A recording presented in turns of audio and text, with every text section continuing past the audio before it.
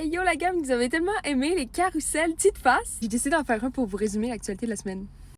Alors, en manchette, ça va pas bien pour nos Olympiens canadiens. Il y en a une qui est suspendue, l'autre est fortement recherchée. Mais ma gang de chez KO a gagné un très gros trophée. C'était jusqu'à la fin pour un gros brag. Donc, Ryan Wedding, ancien snowboarder olympien, dirige aussi un gros cartel de drogue. Donc, il est recherché par le FBI et la GRC. Et ce, pour 15 millions de dollars, si jamais vous le voyez. En gros, son affaire, qu'on le surnomme le Pablo Escobar des temps modernes. Pas peu dire. Puis, très bon jeu de mots, l'opération policière s'appelle le slalom géant.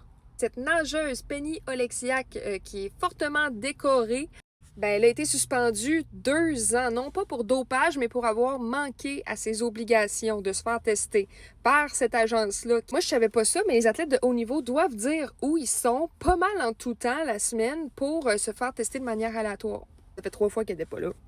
Maintenant, il y a eu une fusillade à quelques mètres de la Maison-Blanche. Il y a 2 gardes nationales qui ont été atteints par balle.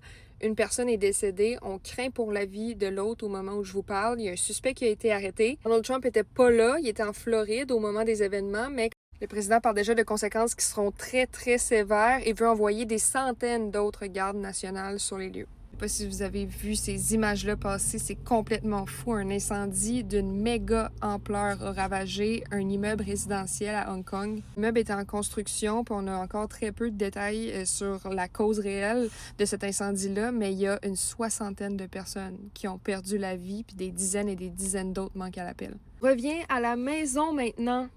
J'ai mis ma petite face à côté d'Éric Girard parce qu'il a procédé à une mise à jour économique cette semaine. On a dit que le régime des rentes du Québec, la RRQ puis la RQAP, sont en bonne santé, donc on peut réduire un petit peu les cotisations. Résultat, peut-être que vous avez vu des articles passer si vous m'écoutez puis vous vous informez, qui font mention que vous pourriez avoir jusqu'à 180 $ de plus dans vos poches. C'est quand on fait des grandes moyennes de réduction de ces cotisations-là pour certains salariés.